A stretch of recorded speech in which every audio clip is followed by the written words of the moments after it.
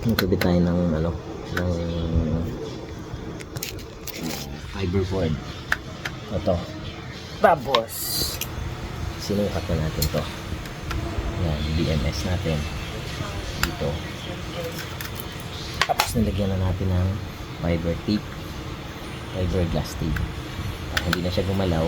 Tapos isa-isa na natin i-install. Tignan natin kung ma-install natin siya ng maganda. Sana.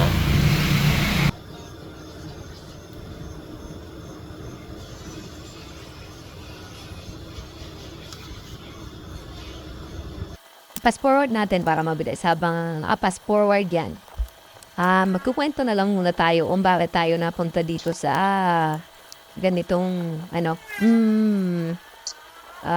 course. Yan. Kasi hindi ko alam kung nawento ko na to dati. Pero yun nga. Hey, wala na. Tapos na pala yung fast forward. O di next time ko na lang ikukwento kasi tapos na eh. Good morning, good morning. Tuloy na natin yung ating pinagkakaabalahan.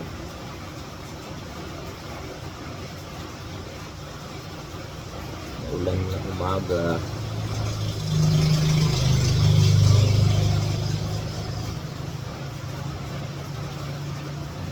Para mamaya magamit na ng editor.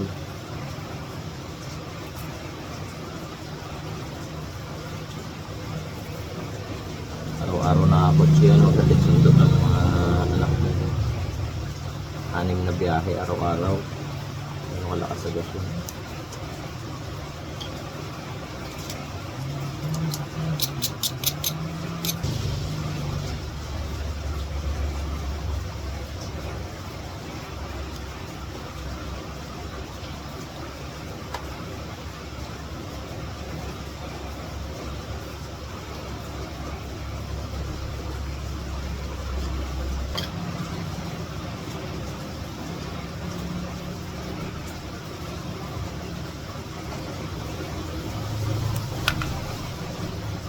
Kaya ako nahilig sa ganito. Nalala ko lang. Elementary pa lang ako. Nagpagawa ata ng TV. So, basta may pinagawa dun sa bahay eh. Tapos may technician na pumunta doon. Tapos sabi ko, ganito yung gusto kong gawin. Ganito yung gusto kong course. Akala ko yung course pa nito dati. Electrical engineer. Kaya sabi ko gusto kong mag-electrical engineer. Akala ko yun. Yun pala hindi. Electronics pala. Electronics. Kaya nung nalaman ko na may electronics dito sa amin. Yun na. Tapos, yung mga magkakapitbahay, yung mga kapitbahay namin dati, magkayayaan. Kasi nga, puro sa BSU nag-aaral yung mga kapitbahay namin. So, sabi ko kay mama, mag-aaral din ako doon eh. Hindi ako pinayagan. At, yun nga. Mas siguro kung nandun ako nag-aral, hindi ako nakagraduate. Pag hindi talaga binigay sa'yo, magsasama yung loob mo kasi baka merong mas magandang bibigay para sa'yo. Kaya yun, nag-aral ako ng college, electronics and communication technology. Yung kinuha ko 3 years. Siyempre, enjoy ka. Kasi yun yung gusto mo talagang gawin eh. Shoutout dyan sa MST. Dyan ako graduate. Hi kay Ma'am Jen. Yan. 3 years lang yung ating course. Tapos ladder-rise siya ng engineering. Pero naisip ko magaling na ako eh. Hindi ko na kailangan mag-engineer. Joke lang. Kung mag-engineering kasi Manila ka pa eh, yung after ko mag-aral nag-exam agad para sa license ng first class radio telephone operator. Yan, nag-exam tayo agad, hindi pa lumalabas yung resulta. Natawagan na ako ng radio station sa Manila, sa Magic 89 sa Jam yung tumawag sa akin, yung contact sa Jam. luwas na ako eh. Sabi ko hindi pa lumalabas yung resulta ng exam. Tapos parang 1 month ata yun. Paglabas ng resulta, ayun na. Pinapaluwas na agad ako. At 19 years old lang ako nung mga oras na yun. So, siyempre, parang sila mama nabigla pa. Kasi, ako, alam na, mga ganong edad. Talagang game na game na agad. Impake agad ako. Sabay luwas. Wala akong alam dito sa Manila nun. Punta ko lang yung kapitbahay ko. Si Don Pacundo. Teka, dito lang ako.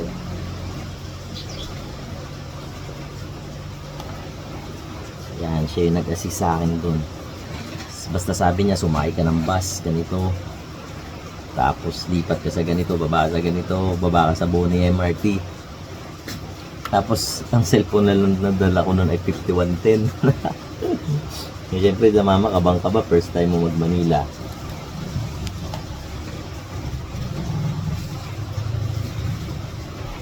Tapos natatandaan ko ba yan doon sa may Bonnie Station, meron yan doon KFC. Yung time na yun, doon ako pinababa. Grabe, parang SLEX pa lang, tatanong na ako sa konduktor kung Bonnie na. Nakailan ka na ako sa konduktor, tapos sabi nung konduktor, sabihan kita pag Bonnie na. Alam ko mayroon dating direct eh, Batangas. Ay, hanggang ngayon naman ata, Batangas Port. Mapunta ng ewan saan yun, basta binabaw sa Bonnie. Talagang grabe, tataas ng mga building, sobrang traffic. Actually, hindi pa naman gano'n ka-traffic noon, 2004 ata yun. Hindi pa gano'n ka-traffic dyan. Tapos, parang kalahating oras ata, isang oras ako nag-aantay doon sa tropa ko, nakatulog. Anak ng patingin talaga. Eh, gano'n talaga, wala akong magawa, wala akong mapuntahan. Malay ko din sa mga lugar na yun. Tapos, nung nasundo ako, natira kami sa sa Santa Ana, dyan sa may Pure Gold, sa ano nga yun, New Panaderos. Ano nga yung street na yun, sila meses sa Rabas, sa Olado pa yun eh. Yan, sa New Panaderos, lahat kami magkakapatid dyan tumira. Pinatira ko dyan ng tropa ko. Kasi doon yung yung doon siya nakatira eh. Tapos yung bandang huli, nagsialis na sila doon, ako na lang natira. Grabe, parang nakakapanibago talaga yung Manila. Grabe. Parang walang gabi, ang ingay. Tapos yung area kasi na yan, tabi ng Ilog Pasig. Yung ilog, as in, ilog talaga yung likod, yung pader namin, ilog. Tapos yung flooring, parang paitlugan ng pugo, nakagano, no? Hindi siya pantay, na gano'n. Sa baho. Grabe, putik talaga. Tapos, edi, pagtawag sa akin, wala yung engineer. Kasi hindi pa ako napapasok agad. Parang ilang araw kayo. Hindi ko alam kung tumagal ako na 1 linggo dun. Tapos, nung tinawagan ako, saan ba tayo? Nung tinawagan na ako ng engineer, pinapunta na ako doon. Tapos, alam mo ba ano lang tinanong sa akin? Tinanong lang ako kung umiinom ako. Sumagot ako ng oo, sige, start na daw ako magtrabaho. Napakaswerte ng mga ganong napapas nag-a-apply. May resume na basta tinanong pagdating doon, minom ka ba? Opo. O, sige. Kailan mo gusto mag-start? Sabi ko kahit kailan po, pwede. O, sige, start ka na sa Monday. Eh, parang Friday ata yun. So, yun. Yun lang ang istorya ng aking pagtatrabaho. Diba? Saya.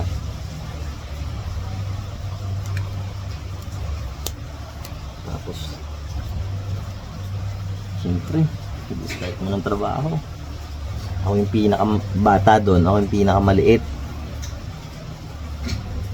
Tapos naalala ko si Jojo. Yun, nagbansag sa akin ng bunso. Ang pinakilala sa ang pangalan to. Si Bunso yan, si Bunso yan. Bakit? Eh, siya yung pinakabata dito, siya pa yung pinakamaliit. Ayun. Kaya yun ang ano sa akin. Kaya nabansagan ako, doon nag-start naging bunso. Kwento lang natin. Naalala ko lang. Ba't ako napunta dito. Nagtrabaho sa Magic ng 12 years ata ako doon. 12 years. Hindi ako nagkakamali. DWTM. Magic 89.9. Yan dyan. Technician ako dyan ng matagal na panahon. Tapos, napunta ako sa production. Yung production, production yung tawag dati sa radio station. Production yung tawag sa sound designing. Yan.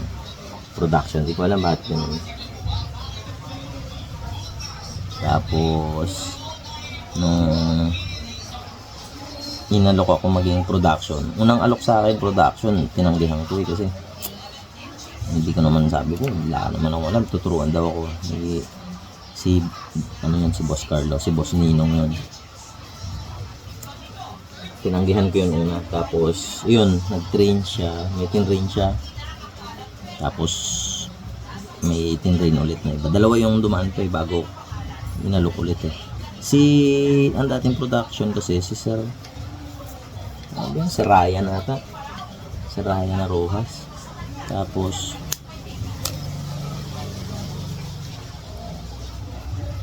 na-promote. Oo, naging ano yun, events. Si Ryan din ang nagturo sa akin mag-spin. So, kami nakakilala rin sa kanya. Nasa jam na ata siya ngayon, nasa way. Siya rin nagturo sa akin mag-spin. Mag-play ng music. Pagka Sunday Slowdown, yung show niya dati. Pinapaupo ako niyan. Hindi ko na ikukwento kung bakit, pero pinapaupo ako. Tinuruan ako mag-spin, iniwan niya sa akin lahat ng CD pa yun, naka-CD pa kami, naka-cart. Bakit ba yung tawag doon? Saan naka-CD yun? Yung CD, may may case siya. Bubuksan mo, lalagyan mo yung CD doon, tapos sasaksak mo doon sa player na Denon card player at ang tawag doon. Yan, tinuruan ako, tuwan-tuwa ako noon.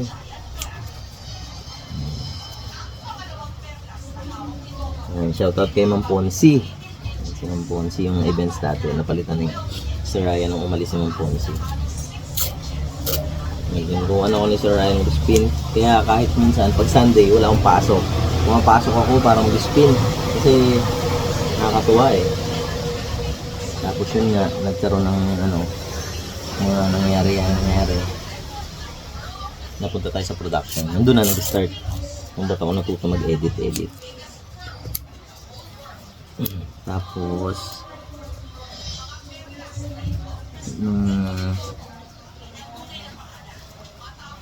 ano ba nangyari? Basta lumipat kami. Natapos ako sa Magic. Lumipat kami nagbuo ng 87.5 FM1. Yan, kasama tayo sa mga pioneer niyan na nagbuo 87.5 FM1. Tapos yung 104 ata ginawang FM2. RP1, yan, nakakapag ano pa tayo diyan. Nakapag-produce pa tayo diyan ng mga material sa Radyo Pilipinas. 1, 2, may 3 ba? Tapos nalipat tayo, puro napunta tayo sa sa yung dating crossover 105. Ayun, doon naman tayo napunta. Tapos nakatira ako nun dati sa sa Kamyas, sa pondo ng mga Belmonte. Solo ko yung doon, kalahating palapag. Doon sobrang luwang, hindi ko alam, may picture pa. Sobrang luwang nun talaga. Doon ako nakatira kasi doon kami nag-opisina. opisina, bahay ko na yun. So, wala akong bayad dun sa tirahan ko, libre tirahan, libre lahat. Naka-aircon ka pang matulog kasi doon ako tutulog sa opisina. Tapos noon, nag-pandemic na noon. Kasi dati yung tinitiran ko sa sa Visayas. Sa Visayas may natiran din ako dyan maganda apartment. Kalahati ng bayad sa apartment. Sagot ni Boss Ninong. Kasi pinabalik niya ako dito sa Manila, pinaluwas niya ako, yun, dito na ako sa Mindoro nun.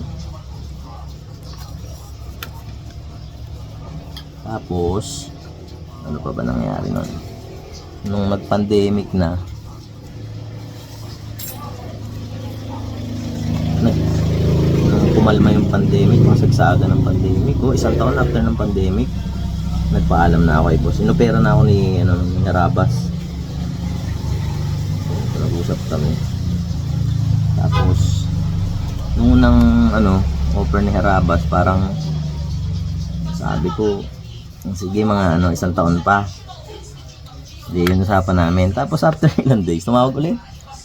Uwi ka na kaya? Sabi ko, hindi ako makapag-desisyon kasi naawa ako doon sa boss ko. Tagal pa sa amin, 16 years. Tapos nung nagpaalam ako, ayun. Nag-iyak kami ni boss. Napaiyak si boss. Bossing ko na yun, 6-footer yun. Iyak. Iyak kami. Sabi niya, Bunso, hindi naman kita mapigilan kasi pamilya mo yan. Sabi niya, naintindihan kita. Sabi niya, bakit parang biglang-bigla? May problema ba? Yan to ba? Yan nangyari bang Sabi niya, hindi po boss eh. Kinento ko nga, yun nga, yung bayaw ko pa ako boss, yung nag-offer ng trabaho na doon. Sabi ko naman sa kanya noon, dati wala pa nun sa Harabas noon.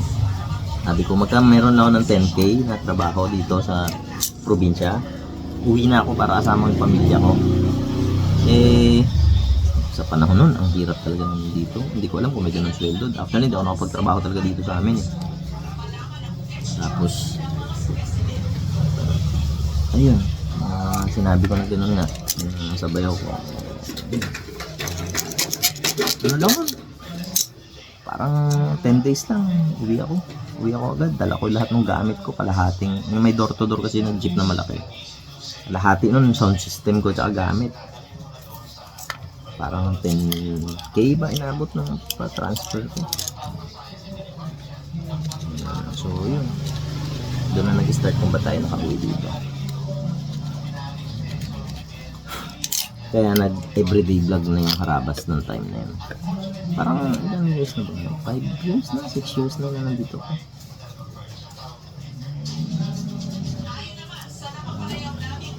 Mamaya ulit. Hindi na yun ang nasa labas eh.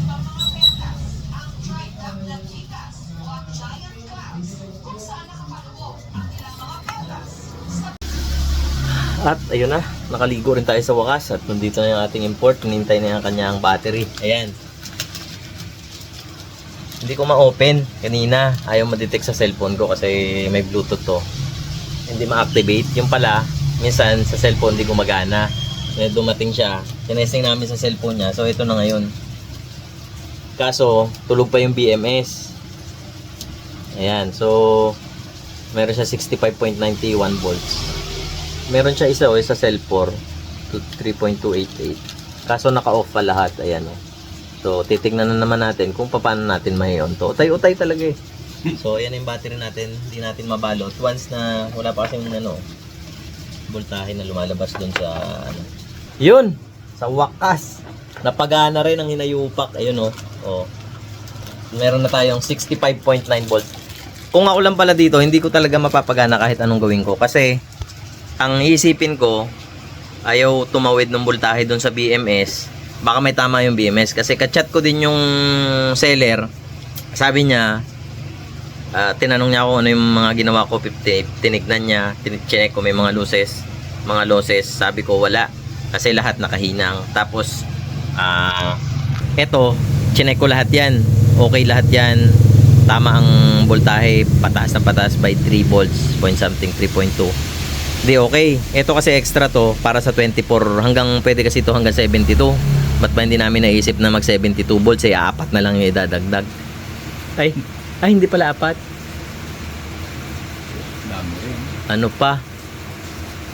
20. Ay oo. Ano na lang? 8. Ay. Hindi ko pala maisip. Para maging 72. Ay tama, apat lang. Kasi 12 volts na yung apat eh. 8 dahil dalawa. Oo, 8 no, sayang no. 8 na lang. Alayo na nang mararating kaysa magdoble ka. Dami na yun. Kulang 2,000. Oo. So, ayun. Napagana na namin. Ayan na, nabuhay na siya. Kailangan pala makonect mo sa Bluetooth talaga. Ang problema, ayaw mag-connect sa cellphone ko. So, kaya akala ko sira yung Bluetooth. Kaya nung dumating si Editol, gumana sa cellphone niya. Buti na lang gumana sa cellphone niya. Na set namin para sa... Kaya pala ayaw niyang maglabas ng voltahe kasi nakaset siya sa 24. Kailangan yung parameters mabago ng 20 volts. So, binago ko pa. Ay, 20 series. Binago ko pa, ginawa kong 20. Tapos, ginawa kong 30 ampere hour lang yung battery. Tapos ginawang lipo 4. Ayun, lumabas ka agad. Nakatuwa. Thank you dun kay sir sa kausap ko sa Power Central. Napaka bilis mag-reply. Doon ako nag-order ng mga gamit. At doon na tayo mag-order lagi kasi ang daling kausap. So, yun. Ito, yung Bluetooth niya every time. Hindi ko alam kung sabi kasi ni sir, automatic daw mag-off yung BMS natin pag hindi ginagamit. Doon sa parameter, hindi pa naman namin inactivate. Kaya ang gagawin natin, ito ipipix lang natin tong sa thermal niya. Dalawa to, kabila ang side natin lalagay. Tapos, balot na natin. Tapos, para malagay natin doon. Lagyan natin ng ganito. Paikot. Actually, mali nga na naman pala to. Dapat pala ito, ang ilalagay dito sa ilalim. Itong ganito lang. Kapton ata to. Tapos, hindi yung kapton pala yung parang yellow. Basta may tawag dito. Yun pala, tapos ito. Tapos, pag okay na, saka ipapatong itong PVC. Wala naman tayo standard na sinusunod kung ano lang gusto natin gawin. Tapos saka natin lalagyan ng wrap na PVC na kulay blue. So yun yung gagawin namin. Balikan namin kayo pagka okay na. Tapos buti nagtanong din tayo. Ang advice, wag mo nang i-charge. I-drain muna. So magagamit na ni Editor to pag uwi ngayon. I-drain muna yung battery tapos i-charge. Tapos yun sabay-sabay. Mas okay to kung magbi-build kayo. Maglagay kayo ng 5 ampere na balancer. Medyo mahal din yun pero mas mabilis siya mag-balance. Eto may balancer din naman to, 0.6. So kung hindi mo siya ginagamit, halimbawa nag-full charge ka sa gabi, tapos hindi ginagamit, siguro bago mag-umaga, kaya niya na ulit i-balance lahat ng battery. At saka bago naman to. Kadalasan kasi pagkabago, maganda ang mga cell, pantay-pantay. At yung mga mabibili nyong battery pack na mga, anong tawag dito, mga branded, wala halos balancer ang karamihan doon. BMS lang talaga, protection sa over discharge at saka overcharge. Ang balancer noon wala. Kaya ang ginawa ko doon sa mga nabili ko, binaklas ko tapos nilagyan ko ng sariling balancer. Kasi mas okay na 'yon para pagdating ng panahon na hindi na sila pantay-pantay, may balancer ka na gumagana doon. So isa 'yun sa magpapahaba ng buhay. Yung ganitong battery po, medyo mahal kumpara doon sa original, yung stock. Pero ito po kasi tumatagal to ng 5 years. Hindi ibig sabihin ng after 5 years, sira na kaagad. Kagaya nito, pag sinabi mong 2 years, pag sira na talaga. Ito, after 5 years, mag-start ng mabawasan yung capacity niya. Pero hindi pa siya sira. Kumbaga, nakakasampung balik ka after 5 years, baka 9 na lang or 8 na lang. Pero magagamit at magagamit mo pa siya. Kaya yung iba, na masisipag, binabaklas ulit yan. Hinahanap yung cell na mahina, pinapalitan. Goods ulit yun. Pero hindi natatagal ng another 5 years. Pero malay mo, kasi yung mga 32,650 ko dati, bata pa si Aga nung binuo ko yun, laging brownout dito, iniwan ko sa kanila, 12 volt 75 AH yun. Naabutan ko pa pag uwi ko ngayon, hanggang siguro mga last month, meron pang natirang 4. Hanggang ngayon pala, may 4 pa doon akong ginagamit na pilit kong binubuhay. So ilang taon na yun, no? Parang, siguro ay hindi. Kailan lang ba sila umuwi dito? Anong taon ba umuwi dito sila? Anong grade Kasi, siya? grade 2 ba? Grade 3? Grade 2, di ilang taon. 8. Tapos, 8 minus 16. 16? 6 years? Iti. Ay, 8. Ilan taon pa lang ako dito? 5? Nauna silang 3. Yun, halos 8 years. Ang tinagal nun. Yun, napapabayaan pa yun. Hindi pa na may maintenance. As in, saksak. Bunot, saksak, bunot lang yun. Ma-empty ng todo o kung ano pa man. Tumagal siya. So, lalo kung ganito siguro na iniingatan. Lalo kung may... Ito naman, may balancer to na 0.6 ampere. Goods na yun para dito. So, sa mga gusto magpa-build, pwede tayo 60 volts, 48 volts, 72. Kung anong capacity, depende sa gusto nyo. Pero tignan nyo naman kung gaano kalayo. Kung anong capacity Diba? ng budget. Capacity, depende sa capacity ng budget. Ayun 20 kilos mahigit. Ito, Party-party. halos 10 kilos lang. Wala pang 10 kilos to. Kung may timbangan ka boy, timbangin mo. Pero malabo na mangyari kasi yun eh. So, ito. Iwalay na to. Ito rin yung gagamitin naming lagayan. May timbangan ka din, ah. Meron ba? 10 kilogram? Meron? Ay, yun pala, hanapin natin yung timbangan. So, ayun, mamaya, pagbuo na, tignan natin kung magiging presentable siya. Alright.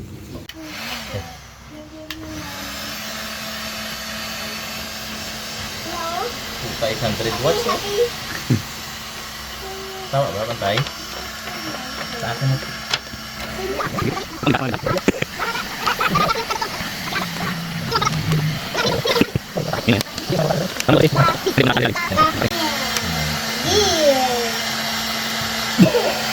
Lumabas. Sabi ko eh. Sabi na, takin pa eh. Ayop na yan. Ano lang yan? Packing tape lang yan. Yun pala, nagsishrink siya. Galing, no? Todo. Talagang nagapit siya. Oo, Nagapit. ayun, oo. Ayop na yan. Oo. Dapat yan, maba pa dyan eh. Napunit eh.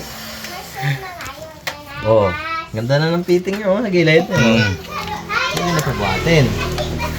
Parang mas maganda yung walang karton. Pangit lang na. Hindi magapit. Pag wala ito, hindi mag-unat. Oo. Makikita mo kasi yung battery na nagyayakap.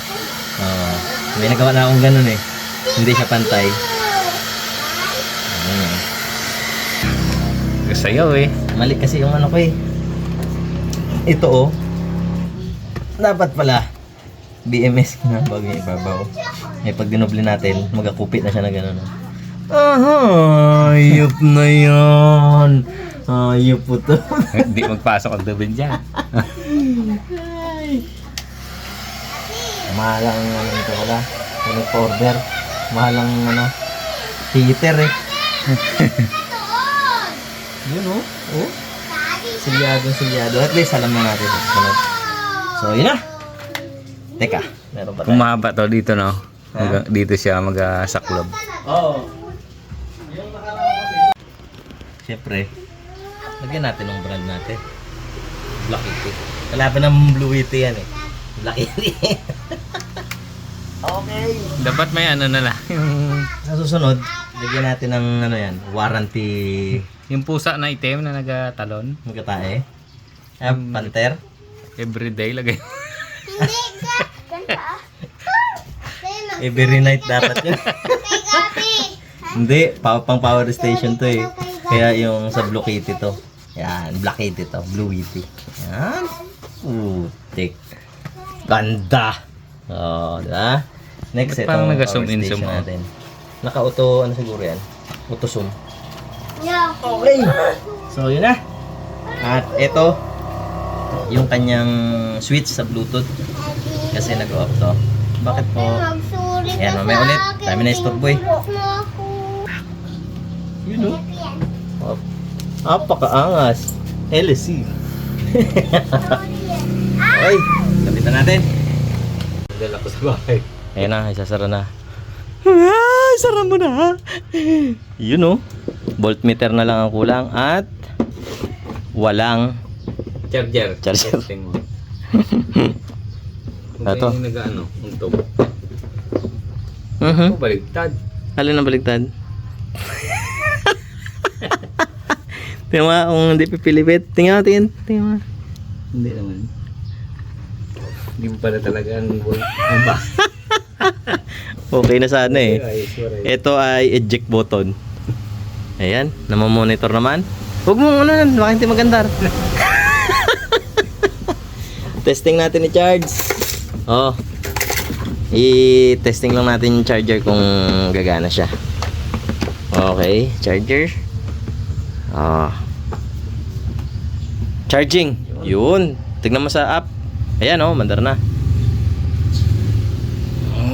Okay, charging. Pero testing lang natin yan. Yun. 4 ampere, 4.8 ampere ang pumapasok. Ito ay 5 ampere lang naman. Baba lang din ng ano pala natin. So, hindi siya fast charge pero yan na yung mga battery niya. Tumataas na. 3.2 something lang yan kanina. Yun yung resting voltage niya. Ayan. May value na yung mga wire ng kung may resistance na yan. So, goods lahat. Ito wala kasi hanggang 20S lang tayo. Ito pang 72 volts na yan. Dapat kasi nag 72 volts ka na talaga. Ayan. Goods na. Hindi na natin i-full charge to. Kailangan natin i-drain tong battery. Testing na ngayon nila pauwi. Yun. Bunot. Testing tingnan muna natin. Ano yun? Nagaganon talaga? Pag yung tanggal ang baterya. Ito, siya. Yan. Sa ano tong kulay na to? Dilaw. Ito. Ito. Naka-direct connect siya? Tapos dito lumusot. Dilaw at... Ay, ano tong kulay? Negative yan. Pula at itim? Ito, direct siya lang dito? Sige, tingnan mo pagka nalobat mo at na full charge. Ito na. Papasok na. Ikaw. Tayo na. Nagaling mo muna yan. Ano yan? Okay. Pag-ipit. Picture na muna natin pala yung loob. Hindi na na-picture Loob kanina. Yung may battery na ano. Ay, Huwag na. data? Oo. Teka. Testing. Yun o. I-check mo kung napu-full charge doon na. Uy! Ba't nagalagapak? Naka-on? Kasi direct yun eh. Tek. Nilagyan mo ng switch na lang ng ano yan. Para hindi nagalagapak. Abante! Bumilis. Bilis eh. Lap. 66 ba naman? Ilang voltahe? 66. 66 ngayon? Ilan ba lang ba dati? Hindi pa full charge yan. Dati? Oo, Yan, pag ano. stock ganyan lang din. Matagal-tagal yan, mapansin. 65 dito. 0.96. Tama lang din. 65.9. Yun oh. Bago na naman, bagong buhay. Kala ko ayaw mag-andar kanina, nag-stack up yung Yung, handbrake. yun oh. Ayos. Buhay na naman. Uy! Gasolina. Kamot pa. Matindi, mas matagal-tagal yan ngayon. Oo. Mas maraming gasoline. Mas marami. Kasya yan. Nakakit niya, nag-grab ako. Yun oh, magkakamot pa nga eh. Buhay na. Boy na ulit, baka slide doon. Dapat Saan? dito baba. Next. Dito pag ano no, pabalagbag mo. Baka dyan naman mag ano. Speed na naman. Yan. Kaso kaliit lang pala ng ikot no. Oo. Yan, ganyan lang. Para hindi May mag ano. gasan naman, kaso lang delikado. Ayos all goods na. Sa mga gusto dyan, mag-order. Laki ng ginaan ng battery. Uy, bilis lalo to. Bilis yan, +1 yan. Siguradong huwag naman siya. Ayos. Sunod, lagyan natin to ng switch.